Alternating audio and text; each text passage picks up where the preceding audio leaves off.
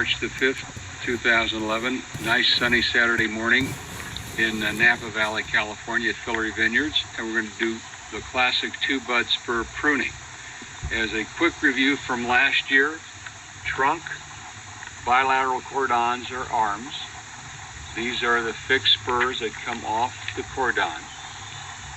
We do pre-pruning or double pruning at Fillery Vineyards for several reasons. One, instead of fighting a 1-year-old cane that's 3, 4, 5 feet long, and the tendrils that often can be attached to the grow wires, we go through earlier, cut them back maybe 12, 18, 24 inches to give us a better scope and view of the vine.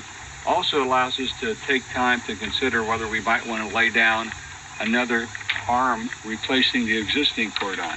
Just as an example, should this arm not be satisfactory either on the basis of size or number of spurs or distance of the spur from the cordon, we could consider laying down a whole new arm and let it go for a year to see if we'll get a better developed cane or arm. And you have to do that earlier than when you're going through doing your pruning. It gives you more time. Now we're going to show you the classic two-bud spur pruning. All fruit comes from 1-year-old wood. So this is a pretty typical 1-year-old spur. This is a 1-year-old wood. This gave us fruit in 2010. This is going to give us fruit this year in 2011.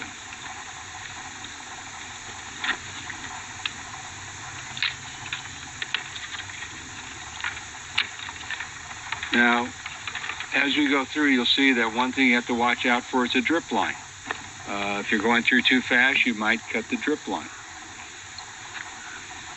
Now, again, this is a classical two-bud spur, 1-year-old wood. This gave us fruit in 2010. This is going to give us fruit in 2011.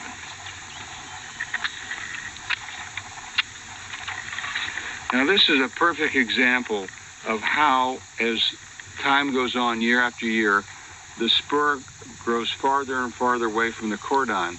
Ideally, you'd like to have it as close to the primary arm, the cordon, as possible. So what we're going to do, we're going to save this wood, this cane. This is going to be for 2012. This gave us fruit in 2010. This will give us fruit in 2011.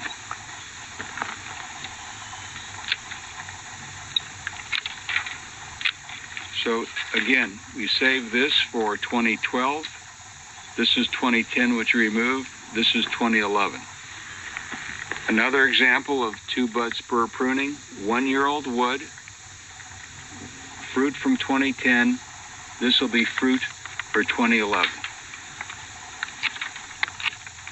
Now, occasionally things happen in the vineyard. This is spur that looks dead. And even though position-wise it looks good, so what we're going to do is we're going to continue to cut back and perhaps see if there's any possible green growth that might be coming forth. Well, there really isn't. Sometimes you'll be surprised. So this is something in which we'd like to get a new spur, new cane coming out of, if we're lucky, for next year. Now again, we're going to do, a classic 2-year-old to a 1-year-old bud spur pruning. Again, this is closer to the arm. We saved this for 2012.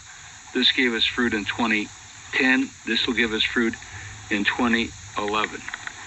And final example is, again, pretty prototypical 1-year-old wood. This gave us fruit in 2010. This will give us fruit in 2011. Typically, as a rule, the 1-year-old wood that's closer to the cordon will be the fruit-bearing wood for the year that you're pruning. The cane that's farther away from the cordon will be the cane that gave us fruit the previous year.